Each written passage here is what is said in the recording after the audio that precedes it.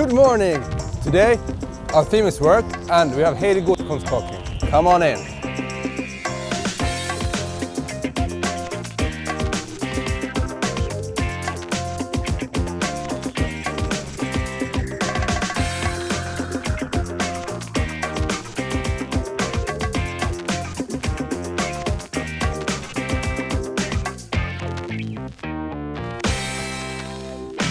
Hello, good morning. Morning! So many times when we come into a moment like this, we're not really present. So we just rush in, we might think about what was Johannes just saying, what are my thoughts, what am I doing next, what is the meeting that I'm going to next. So I'd like to invite us to start with really being present for 1 minute. Not really thinking about being silent for 1 minute, but to really listen into this moment for 1 minute. Think about what are my thoughts, what do I feel in my body, what do I sense in this room, and what is really going on. So I'm going to put on a gong. It's going to go off in 5 seconds, and then I'm inviting everybody to really sense into this moment.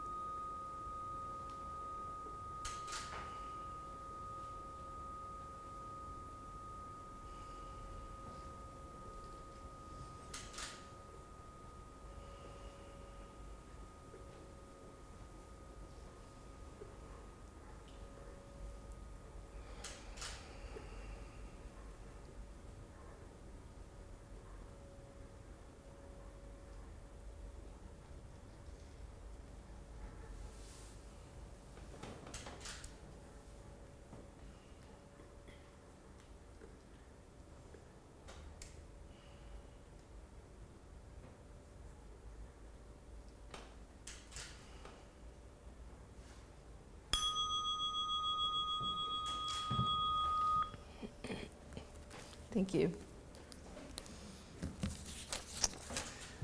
So I have a dream, and my dream is that the people, and especially the leaders of this world, would be very aware of their own actions, very aware of what the consequences of these actions are.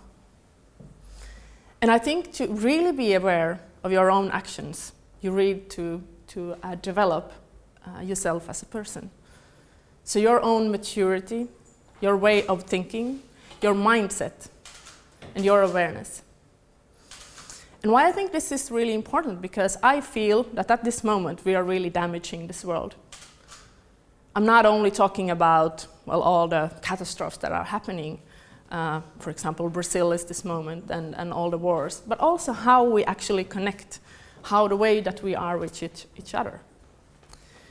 Because I do believe that people are not bad, people are more good. So if we are aware of what we do and how that affects this world, then I think we wouldn't on purpose want to do so much damage in this world. But I think there is things that come in our way. There are things that make this really difficult. And that is the lack of connection, in between people. And I think this leads to us wanting to really be, or this means that we want to be really, really seen. We want to be valued, and we want to be appreciated as people. And when we are not being seen and appreciated and valued, then we start to do things to really be seen. Look at me, here I am. And this leads to us being really greedy. This leads to us really competing. You know, am I better than you? Do I feel more seen than you if you don't see me? And even to fight each other. And I really think this is an important thing to go on. And I see this on many levels. I think I see this in our families, with the children. When we ask children, what do you want most out of your parents? The children want their parents to be present, They want to be seen and they want to be valued by their parents. And many times we are not really there. We are somewhere, well, I have this deadline, I have these things that I'm working on, I can't be here with you. Or we might be there really physically, but we are not there with them as a human being. I think we see it really in organizations. See how people don't have a meaning at this moment. They don't feel really engaged. Whether it's 43% of people who are engaged, or whether it's 70%, as Gallup is saying, we have a huge proportion of people who go to work and are not engaged there. We see it in the lack of trust. So people say that they don't actually trust a leader to speak the truth when there is a tricky situation. So we're living in a world where there is lots of lack of trust. I think we see it both in organizations and in our societies, in the hierarchies and in the different structures that we have made up. And it's not some structures that just exist, it's humans who have made these structures. So in my previous job as a CEO, even though I really tried to see the people that I work with, I really tried to be a good leader, I could still see myself in this picture. I could see how the structure made it possible for me to think that, oh, these people are not really doing their work at times, and I was thinking, oh my God, those bosses, how they do some stupid decisions. So I think there's lots and lots of structures that we have made up that are not really serving us. And I think we see it on a global scale, war being one of the things. And did you know that the two biggest employers in this world are actually defenses? So it's the US Army and the China's Army. So we have like 5.5 million people working to really destroy each other. So there is something that is really, really wrong at this moment. And this makes me really worried. This makes me worried about how we take care of ourselves, of this planet, of this world. And it makes me worried about the very existence of us and the well-being of us. And so 1 year ago, I decided that I will use my time and my effort on making a change on this. I wanted to use my time and my effort on really working and building the world where I want to live, where I want my 3 children to live, where I want my grandchildren to live. And I was thinking, well, what is it that we need? How can I do this contribution? And I see what we need a lot in this world today, and there's a lot of talk about it, is a transformation. We need a transformation on many, many levels. And you might ask, what is a transformation? And I usually take the butterfly as an example from nature, of that it actually is the same DNA, but it just changes its whole shape during the time. So it goes. And is there anyone here who would like to say what transformation means to you? No? Well, I don't know if there is a right answer, but I do think it's evolution. I do think it's evolution going from one stage to a next that is more mature than the previous one. And I think this is what we need. And I started thinking, well, if I want to work on this, how can I make a change? And I think that the most effective way, this is just my opinion, but the most effective way is to do it through our children. If we have a next generation that is a lot more aware and is really trying to build a world we want to live in, well, this is really effective, but it takes a lot of time. And this is not really what I'm good at, or, I love my children and I try to do what I can in my own environment, but I do have some experience from work and leading. And I think so the second most effective way is through leading, because at this moment we still have leaders and people who follow. Whether that's going to be true in the future, I don't know. I believe more in everybody actually leading, even though there might be someone holding the vision. And I feel that at this moment, if we can do a change in the leadership, it does affect a lot of people. So it affects the whole organizations, the whole countries. And this does not only reflect people in their work, but also if I'm more engaged at work, if I really feel meaning at work, then the way that I can be at home or with my friends or with my children is going to change. So I think there is a ripple effect on if we make better well-being in the work life, then it also can be seen in the whole society. And I started, well, what is the transformation I have seen? And the most previous one was me coming into a company in 2012. I started working as a CEO in a digital agency, and it was doing losses. It had been without a CEO for a year. There was 3 companies coming together and no one really leading. People had started to leave. There wasn't too much meaning, and I stepped in.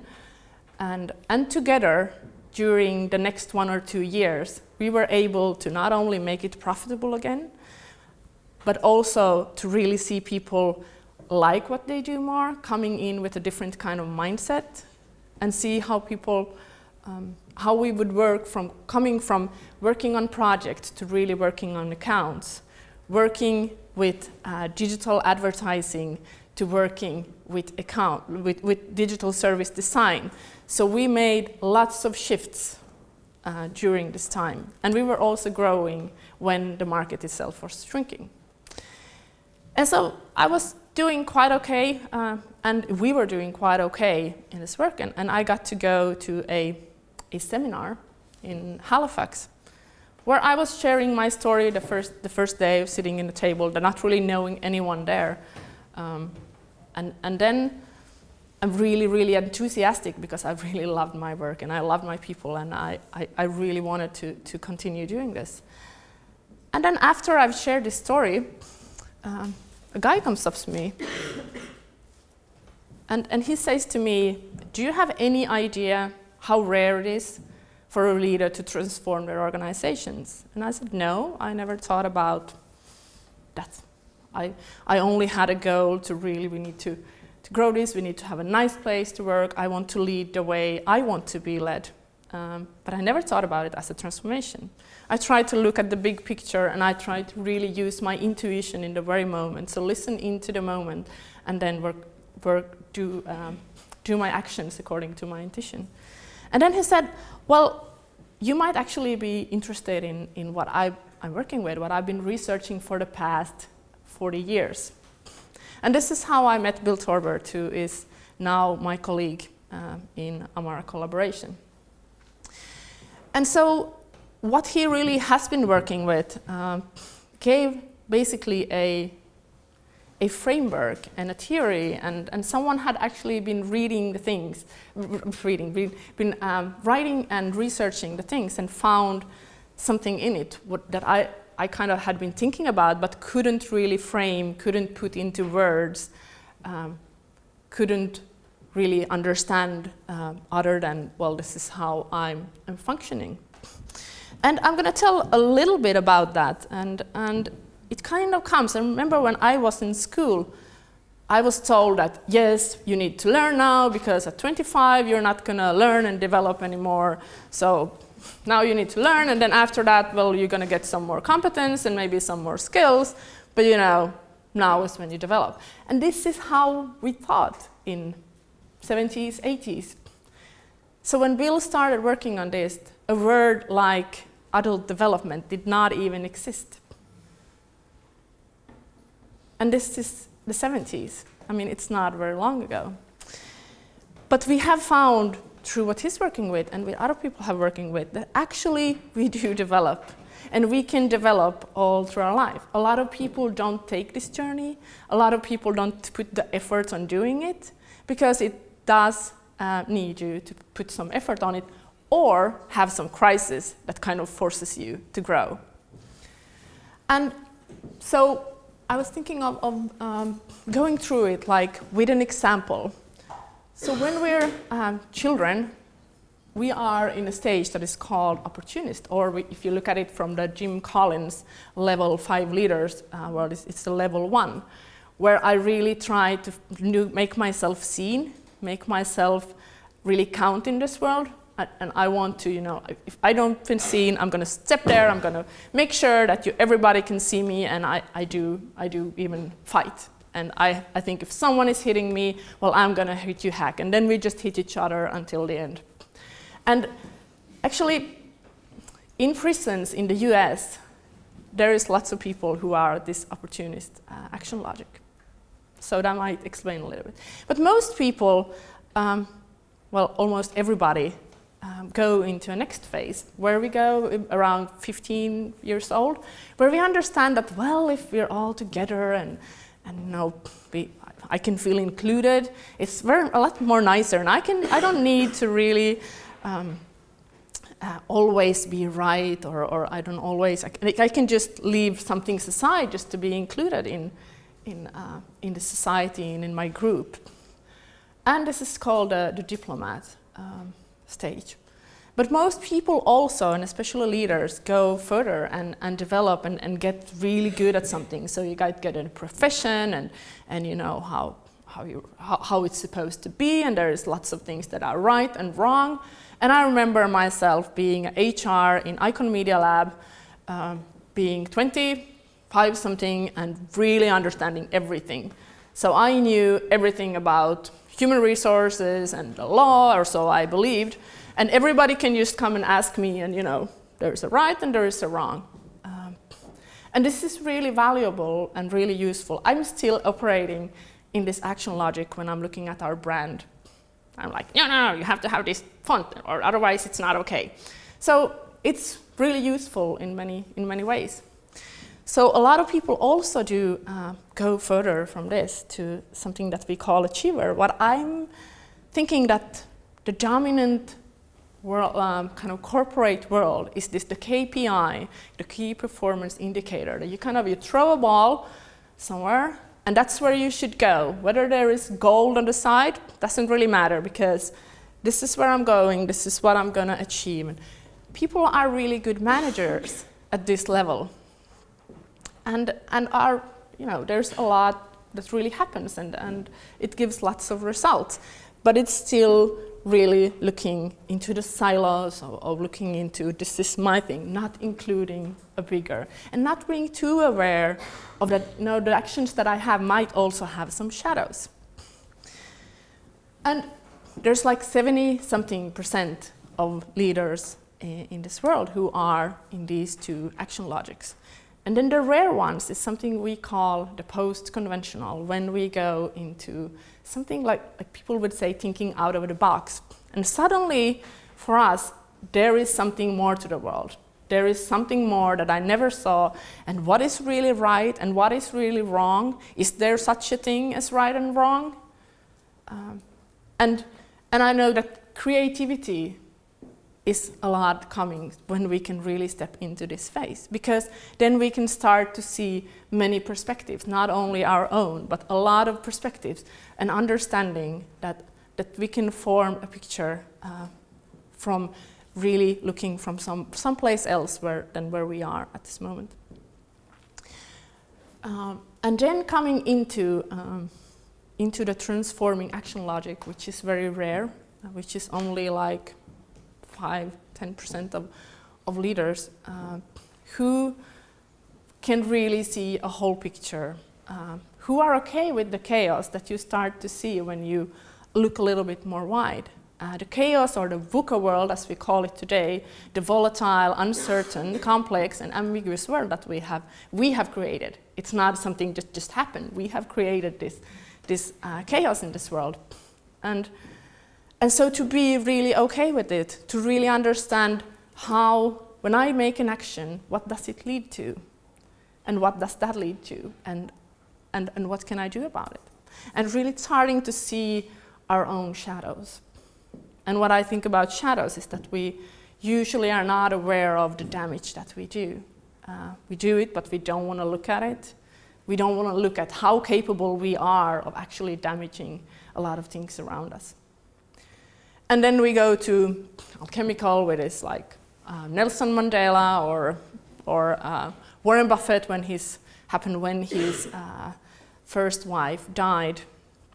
where people can really transform maybe whole countries or really big systems. But that's very, very rare. And so I think this is very helpful with Warren Buffett, because you can also see in the stages how we can transform because of some crisis. Because when we go into a crisis, we need to stop. We need to think about how we want to go forward. We need to think about who we are, how we want to perceive the world, and what we want to do with our life. And so it's very nice to know that there is this stages, and there is an assessment or a profile you can do to see, and that's of course very nice, and you might learn something about yourself. But what's more important is, of course, so how can I, if I want to, intentionally go in and develop these capacities? And we are actually talking about capacities. So if we have, for the past, I don't know how many years we've been doing leadership development, we have been looking at the competences, and we have been looking at the skills. But we haven't too much been looking at the mindset and the capacities. And I'll throw a question to you to just illustrate what that means. So how many of you think that it's not okay to be yelling and shouting and be damaging your children because you have a deadline and stress at work? How many think that's not okay? Well, and how often do we still do it? So it doesn't really help that we understand only in our mind and in our logics that this is not okay, and this is not how I want to be. So I might have a really strong desire to always be present. I have a really strong desire to not yell at my children, because I understand that it's my problem if I have a deadline and I haven't been working on it. And yet, I might not have the capacity. So there is a gap in between my wished actions and my actual actions. So when we're talking about the leadership development that we are working with, is to really bridge this gap. So to be able to actually act the way that you wish to act. And I'm not saying that the competencies and the skills is a bad thing. That's really, really important. But I think we are overeducated in what good leadership is, and yet we are not capable of doing it. So the vision of Amara Collaboration, which is the company that we founded a year ago, is to double the number of leaders who have the capacity, so the number of leaders with a transformational leadership capacity in the world in 25 years. And I think this is important, because I think that if the leaders with transformational capacity in the world today are 1%, and we can double this number to 2, I think it will affect lots of organizations, I think it will affect lots of people's lives, and I think it will affect everybody in the society. And I guess you still want to know a little bit more about, so how do I develop this capacity? And there is lots of ways. There is no handbook for it. I can promise you that you cannot go into the store and then just read it and then try to use it. It's lots of things to going into yourself, understanding who you are, doing some kind of mindfulness or meditation practice, inquiring about how you act. So I'm standing here and I might inquire around, am I nervous? Do I feel good? How do I actually feel, and how do I act? What do I do with my hands here? Am I doing some stupid things you're not supposed to do when you're speaking in front of an audience? And then going into, there is plenty of heat experiences. You can go in almost anywhere to find some chaos. But once you go in, to both reflect when you're there and reflect afterwards. There is ways of getting out what you have really deep in your mind, in your thinking. So, for example, journaling, and I'm not saying like writing each word, this is what I did today, but for 1 minute, just continue writing whatever comes out of your mind, and you could be surprised or what actually is going on, and you might be totally blind to. It's going into very deep, intimate conversations to really open yourself up, both to yourself, but also to other people.